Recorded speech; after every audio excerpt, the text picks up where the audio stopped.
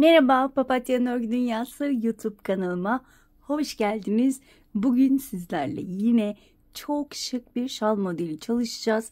Ben bu modeli yine şal şeklinde uyarladım ama tabii ki sizler bu modelle istediğiniz her şeyi yapabilirsiniz. Yelekler, hırkalar, çantalar, sizler ne isterseniz. Yapımı da bir aile kolay. Bu modeli daha önce çalışmıştık sizlerle ve birçok yerde de görüyorum. Ama benim yaptığım diğerlerinden biraz farklı arkadaşlar. Şöyle hemen yakından göstermek istiyorum. Gördüğünüz gibi daha iri, daha büyük yaptım. Yani normalde bu modelin şurada gördüğünüz minik çiçekleri daha minik. Ben daha büyük çalıştım. Şal da daha gösterişli, daha güzel dursun diye. Hemen iplerimden bahsetmek istiyorum. Şöyle bir siyah bir de batik ip kullandım. Hemen batik ipimin şöyle renk kodunu vermek istiyorum. Artık böyle etiketleri atmamaya çalışıyorum. Çünkü renk kodlarını size veremeyince üzülüyorum. Şöyle hemen bakıyorum. Evet. Şöyle 4741 arkadaşlar. 47-41 de diyebiliriz. Şöyle ekran kaydı da alırsanız bu rengi alabilirsiniz. Hemen tığ numaramı da göstermek istiyorum. Her zaman size üstüne basa basa belirtiyorum. Ben 2.50 milimlik tığ kullandım. Ama benim elim gevşek olduğu için. Sizlerin eli çok sıkıysa böyle çok salaş ve bu model bu kadar büyük durmayacaktır. Daha minik minik daha sıkı olacaktır. O yüzden 3 milimlik ya da 3.50 milimlik tığ tercih edebilirsiniz ya da elinize uygun herhangi bir tığ tercih edebilirsiniz. Ben yine size göstermek amaçlı şöyle küçük bir parça çalıştım ama kendimi tutamayıp bunu bitirebilirim arkadaşlar. Evet, isterseniz bu muhteşem güzellikteki şalımıza başlayalım. Evet arkadaşlar, daha görünür olsun diye yine batik ip ama siyah ip kullanmayacağım. Krem rengi iple göstereceğim. Öncelikle şöyle batik ipimle başlıyorum. Şöyle 1, 2, 3 zincir çekiyorum. Tığın başını doladım. İlk çektiğim zincire battım. İkili bir trabzan yapıyorum ilmeklerimi uzatarak. 1, 2, 3 zincir çekiyorum. Tığın başını doluyorum ve hemen şuradaki 2 ilmeğe batıyorum. Bakın. Battım, ilmek çıkardım, uzattım. İkili trabzan yaptım. Bakın şöyle minik minik kutular yapmış oluyoruz. 1, 2, 3. Tığın başını doladım. Hemen bakın kutucuğun tepesindeki şu 2 ilmeğe batıyorum. İlmeği uzatarak ikili trabzan yapıyorum. 1, 2, 3. Bu şekilde istediğiniz uzunluğa kadar örebilirsiniz. Şal yapacaksanız kaç santim şal yapacaksanız ona göre ayarlayabilirsiniz. Ben diğerinde 23 kutucuk kullandım. Kutucuklarımız tek sayı olmak zorunda. Çift olursa maalesef modeli kuramıyoruz. Bunu baştan da söylemek istedim. Evet, ben bu şekilde istediğim uzunluğa gelene kadar örüp dönüyorum. Evet, ben toplamda 8 tane kutucuk yaptım. Sonuncuyu kutuyu beraber yapalım. Toplamda 9 kutucuk yapmış oluyorum. Şöyle bir göstermek istiyorum, bakın. Şu şekilde 9 tane, yani kutucuklarım tek sayı olacak. Tekrar ediyorum. Evet, şimdi hemen önümdeki kutucuğun içine batıyorum. Sık iğne ile kutucuğun içine geçtim. 1, 2, 3, 4 zincir çektim. Tığın başını doladım. 2 kez de dolayabilirsiniz, bir kez de dolayabilirsiniz. Ben bir kez doluyorum. Önce bir ilmek, sonra 2, 2 kapatarak bir üçlü trabzan yapıyorum. Bir kez daha, önce bir, sonra 2, 2. 3 tane üçlü trabzan yaptım. 1, 2, 3 zincir çekiyorum. Tığın başını doluyorum. Bakın bir kutucuk atlıyorum. Hemen yanındaki ikinci kutucuğa battım. 3 tane üçlü trabzan. Önce bir, sonra 2 kapatıyorum. Önce bir ilmek kapattım. Daha sonra 2. Hemen 3 zincir çekiyorum. Tığın başında oluyorum. Bir kutucuk atlıyorum. Hemen yanındaki kutucuğa battım. Ve 3 tane üçlü trabzan. Bu şekilde yapınca bakın şalımızın şu uç kısmına çok hoş görünüyor. Onu da belirtmek istedim. Normalde bu model ikili trabzanlardan yapılıyor. Ama dediğim gibi ben çok minik olsun istemiyorum. O yüzden ben böyle salaş geniş oldu. Ben gerçekten çok beğendim. Şala da çok yakıştı. Ama eğer sizler model bu kadar büyük olmasın diyorsanız bu trabzanları ikili trabzan yapacağız arkadaşlar. 1, 2, 3. Bakın son kutucuğa geldim. Son kutucuğa da yine 3 tane, şu bakın ipi de şurada gizleyeceğim hemen.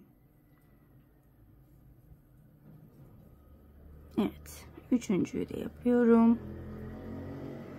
Ve bu sıram bitti. En sevdiğim sıraya geliyoruz. Bakın bu şekilde bitirdik. Hemen şöyle krem rengi ipimi alıyorum. İpime bir düğüm attım. Ve hemen bakın. Şöyle şu 2 trabzan arasına batıyorum. İpimi sabitliyorum. Şöyle arkada da yürüteceğim ipimi. Burada aynı yere batıp bir sık iğne daha yapıyorum. 1, 2, 3 zincir çektim. Hemen yanındaki boşluğa 2 tane sık iğne yapıyorum. Benim yaptığım modelin farkı bu. Normalde bir sık iğne, 3 zincir, bir sık iğne. Az önce dediğim gibi küçük yapmak isterseniz trabzanları ikili, buraya da bir sık iğne, 3 zincir, bir sık iğne yapabilirsiniz. Ben modeli büyüttüğüm için böyle yapıyorum. 1, 2, 3 zincir çekiyorum. Hemen karşıdaki modelin ilk boşluğuna 2 tane sık iğne.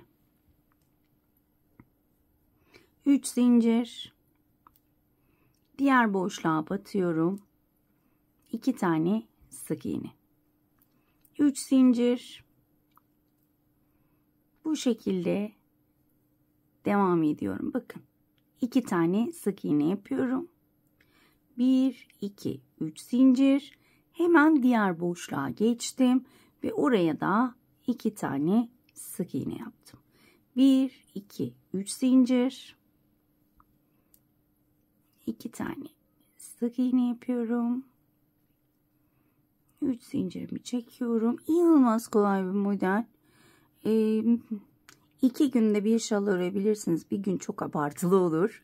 Ama 2 günde muhtemelen bir şal bitirebilirsiniz. Ben diğerini herhalde 3 saatte ördüm. Tam bitirmedim tabi. Ama şöyle üzerine bir düşsem bir günde de örerim diye düşünüyorum. Evet, son boşluğa da batıp 2 tane sık iğnemi yaptım ve buradaki sırayı bitirdim. Şöyle göstermek istiyorum. Bakın modelim zaten görünüyor. Şöyle çevirdim. Hemen batik ipimi alıyorum. Diğer ipi şöyle öne doğru geçirdim. Evet.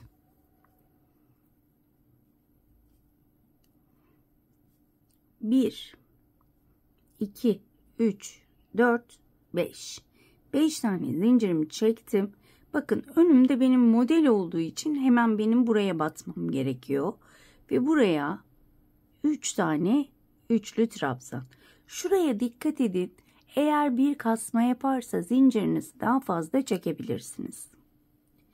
3 tane üçlü trabzanımı yapıyorum. 1, 2, 3 zincir. Diğer boşluğa geçtim. 3 tane üçlü trabzan. Gördüğünüz gibi elimi gayet gevşek tutuyorum. Kesinlikle sıkmıyorum. Eğer eliniz çok sıkıysa daha büyük tığlar tercih edebilirsiniz. Bakın şöyle gevşek gevşek ilmekleri uzata uzata. Gördüğünüz gibi 1, 2, 3 ve bakın burada son boşluğuma geldim. Yine burada 3 tane üçlü trabzanımı yaptım. 1, 2, 3, 4, 5 zincirimi çektim ve buradaki en sondaki sık iğneye batıyorum ve sık iğne ile kapattım. Şöyle 2 zincir çektim, ilmeğimi uzattım ve hemen şöyle krem rengi ipime geliyorum. Bakın. Krem rengi ipime geldim. Bakın burada 2 sırayı da aynı şekilde ilerliyoruz. Ben burayı kutucuk olarak görmüyorum. 2, 3, 4, 5. Hemen şurayı yapacağım için 5 zincir çektim ve ilk boşluğa battım. 2 tane sık iğne. 1, 2, 3 zincir. Yandaki boşluğa battım. 2 tane sık iğne. Arada yine 3 zincirim var. Ve az önce yaptığımız gibi sıra sonuna kadar bu şekilde devam ediyorum. 3 zincir çektim. Diğer boşluğa 2 tane sık iğne. Modelim bu şekilde. Gördüğünüz gibi çok kolay. Evet. 1, 2, 3. Şu videoyu da kesmedim. Zaten hem çok kolay hem de kestikçe kafanızın karışmasını istemedim. Hele benim sevgili yeni öğrenen takipçilerim. Onlar bazen diyor ki niye orayı kestiniz? Ben oradan devam edecektim diye. Çok zor bir model olunca mecbur kesmek zorunda kalıyorum. Çünkü 1 saatten fazla video çekemiyorum. Evet, gördüğünüz gibi muhteşemliğine bakar mısınız? Çok güzel oldu açık renkliyle de. Ve burada 1, 2, 3, 4, 5 zincir çektim. Ve buradaki bakın zincirin dibine battım. Kapattım. 2 zincir çektim. İlmeğimi uzattım. Ve hemen batik ipime geçiyorum. Şöyle batik ipime geçtim. Bakın şöyle yan yana burada 5'er tane zincirlik bölümüm var. Hemen şöyle 2 zincir çektikten sonra oraya geçtim. Sık iğne ile sabitledim. Eğer burada yanda artık ipler görünmesini istemiyorsanız ipinizi bu kısımda kesip buraya geçip direkt örebilirsiniz. 1, 2, 3, 4 zincir çektim ve modelimi yapıyorum. 3 tane üçlü trabzan. 3 zincir. Hemen diğer boşluğa geçiyorum. 3 tane üçlü trabzan. Artık burada videoyu kesebilirim. Gördüğünüz gibi bu şekilde boşluklara 3'er tane üçlü trabzan, aralara 3 zincir, sıra sonuna kadar devam edelim. Evet, sonuncu yine beraber yapalım. 1, 2 ve 3. Ay, krem renkleri ne kadar güzel oldu. Ben bilseydim krem rengiyle yapardım. Gerçekten size de tavsiye ediyorum. Bilmiyorum kamerada nasıl gözüküyor ama çıplak gözde inanılmaz güzel oldu. Ve son olarak yine şuraya göstermek istiyorum. Eminim bu sıradan sonra anlaşılacaktır. Hemen burada şöyle ölçüyorum. 2 zincir çekmiştik. 3, 4 zincir çektim. Dediğim gibi eğer yanlarda iplik istemezseniz hemen buradan kesip şuradan başlayabiliriz örmeye. Ben şöyle 4 zincir çektim. İlk boşluğa battım. Sık iğne. Aynı boşluğa bir sık iğne daha. 1 2 3 zincir, hemen diğer boşluğa geçiyorum. Yine 2 tane sık iğne, 1 2 3 zincir ve aynı şekilde ilerliyor. Çok da videoyu uzatmaya gerek yok. Eminim ki anlaşıldı. Çok kolay ama bir o kadar da şık bir model. Renk deneyebilirsiniz. Ben daha önce bu rengi denememiştim. Dediğim gibi eğer deneseydim direkt diğer şalı bu şekilde yapardım. Çünkü çok güzel oldu. Eğer krem rengi kullanacaksanız batik ipiniz koyu tonlarda olsun. Benim şu anda kullandığım batik ip koyu, o yüzden herhalde çok yakıştı. Açık renge krem çok göstermez zaten. 1 2 3 ve bu şekilde. Evet. Son olarak yine 2 sık iğne, 1 2 3 zincir ve son boşluğa da 2 tane sık iğne. Evet, gördüğünüz gibi modelimiz ortaya çıktı. Daha sonra çeviriyorum ve şurayı da şöyle göstermek istiyorum. Bakın bu sırada da 5 zincir çekip hemen şuralara, boşluklara 3'er tane üçlü trabzan yapıyoruz. Eminim ki anlaşıldı. Hemen şöyle diğerini büyük ördüğümü göstermek istiyorum. Hemen şu püskülleri de anlatmak istiyorum. Normal püsküllerimi 6 tane olacak şekilde iplerimi bağladım. Bildiğiniz düğüm attım. Daha sonra tek tek bağladıktan sonra şu 6 taneyi ayırdım. 6 tane de buradan ayırdım. Buraya da bir düğüm attım. Yani püsküllerimi de bu şekilde yaptım. Hatta daha uzun olsaydı şu tekleri de şöyle bağlayacaktım. Böyle yapınca daha da güzel oluyor. Onu da başka bir videoda göstermek istiyorum. Evet arkadaşlar, bugünlük de bir videonun sonuna geldik. Umarım ayrıntılı bir şekilde anlatabilmişimdir. Umarım anlatımımdan memnun kalmışsınızdır. Bir dahaki modellerde görüşmek dileğiyle. Kendinize çok iyi bakın. Hoşça kalın.